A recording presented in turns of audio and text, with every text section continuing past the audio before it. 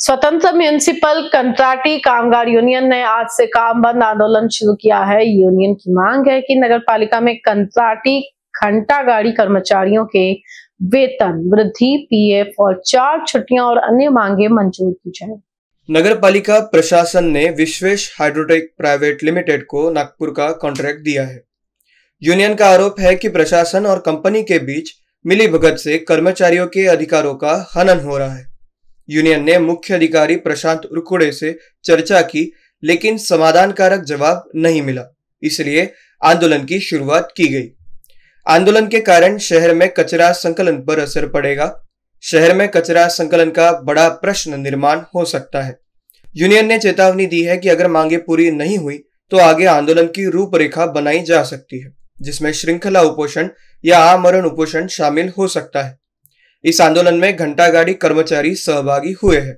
Union के नेता और कर्मचारी अपनी मांगों को लेकर गंभीर है और आंदोलन को सफल बनाने के लिए पूरी तरह से तैयार है। शहरातील घंटा गाडी कर्मचाऱ्यांनी आजपासून काम बंद आंदोलन केलं आहे। काम बंद आंदोलन घंटा गाडी ज्या तिथून निघतात तिथं काम बंद आंदोलनाचा पेंडाल सुद्धा टाकले आहे।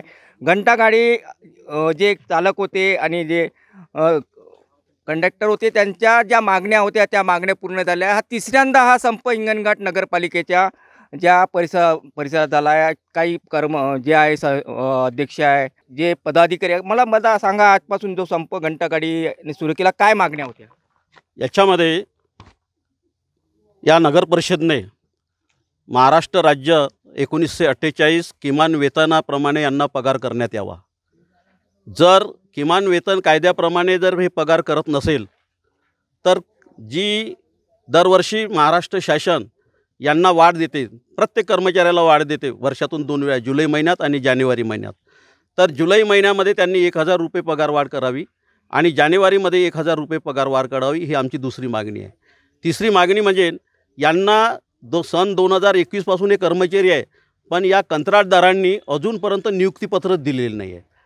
विशेषतः बाब ही तुम्हाला सांगतो आहे की सन 2021 पासून काम करत आहे कर्मचारी, पण या कर्मचाऱ्यांचे पीएफ खातेच खोलल्या गेले नव्हते आणि पीएफ खाते खोलल्या नसल्यामुळे त्यांनी सन 2021 पासून यांचे पीएफचे पैसे भरले नाही।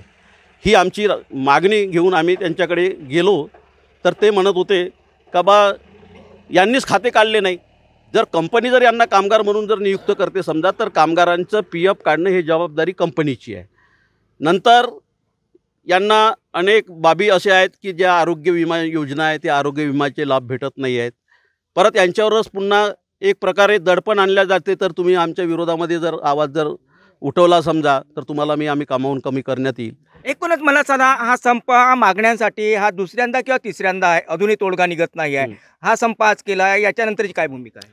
यानंतरची भूमिका ही राहील आमची सर, की जर या ठिकाणी आमच्यासोबत प्रशासनाने जर तोडगा काढला नाही तर आम्ही यासमोर नगर परिषदेसमोर आमरण उपोषण आणि साखळी उपोषण करणार आहोत।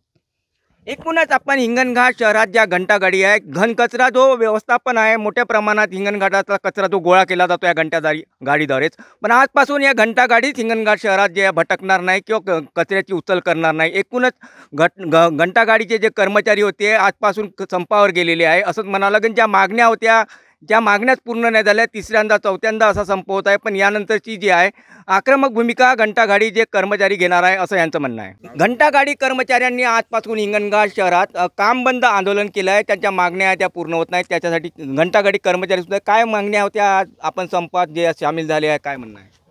आमच्या ज्या मागण्या आहे ह्या काही नवीन नाही आहे। आम्ही ज्या मागण्या मागत आहोत, आम्ही रास्त मागण्या मागत आहोत। आम्ही प्रशासनाकडनं कुठलंही म्हणजे त्यांच्याकडनं एक्स्ट्रा काही मागत नाही आहोत। जे किमान वेतन आहे, किमान वेतन कायद्याप्रमाणे आम्हाला पेमेंट द्यावा। जर तुमच्याशी शक्य होत नसेल तर आम्हाला प्रत्येक वर्षातून एकदा तरी पगार वाढ द्यायला पाहिजे।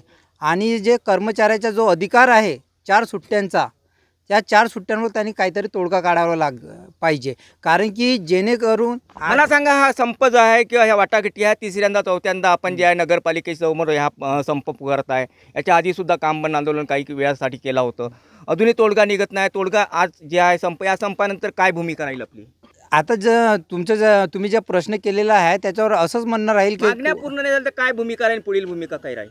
आमचं सरळ भूमिका आहे, जर प्रशासनाने व संबंधित कंत्राटदारांनी जर वेळेस योग्य पाऊल उचललं नाही तर आम्ही याच्यानंतर आम्ही ठोस भूमिका उचलू.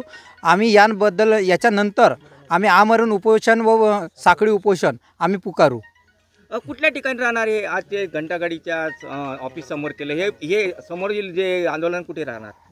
जर याच्यानंतर आता तर प्रशासन आपला दबाव टाकतीलच, पण प्रशासनाने जर आमच्यावर दबाव टाकला तर आम्ही हे उपोषण इथून हलवून आम्ही सरळ नगरपालिका हिंगणघाट यांच्या दालनामध्ये नेऊ. आम्ही त्यांच्या ऑफिससमोर आमचा ठिय्या मांडू. एकूणच घंटागाडी कर्मचाऱ्यांनी आजपासून हिंगणघाट शहरात काम बंद आंदोलन पुकारलं आहे. ज्या मागण्या आहे पूर्ण नाही झाल्या तर या मागण्यासाठी संप केला आहे. मागण्या पूर्ण नाही झाल्या तर आमरण उपोषण व साखळी उपोषणासारखं मोठं पाऊल जे आहे घंटागाडी कर्मचारी घेणार आहे असं यांचं म्हणणं आहे. पासून हिंगणघाट शहरातल्या घंटागाडी कर्मचाऱ्यांनी त्यांच्या मागण्यासाठी जे आहे संप पुकारला आहे. आपण दृश्यांमध्ये पाहू शकता त्यांच्या अनेक मागण्या आहे. घंटागाडी ट्रॅक्टर कर्मचाऱ्यांना नियमित वेजेसप्रमाणे पगार मिळाला पाहिजे. पगाराची तारीख निश्चित करा. कामावरून कमी केलेल्या कर्मचाऱ्यांना पूर्ववत कामावर घेतले पाहिजे. घंटागाडी कर्मचाऱ्यांना CPF पावती देण्यात यावी व कर्मचाऱ्यांना पगाराची पावती मिळावी. अशा अनेक मागण्या घेऊन जे आहे घंटागाडी कर्मचारी आजपासून बेमुदत संपावर जे आहे आलेले आहे.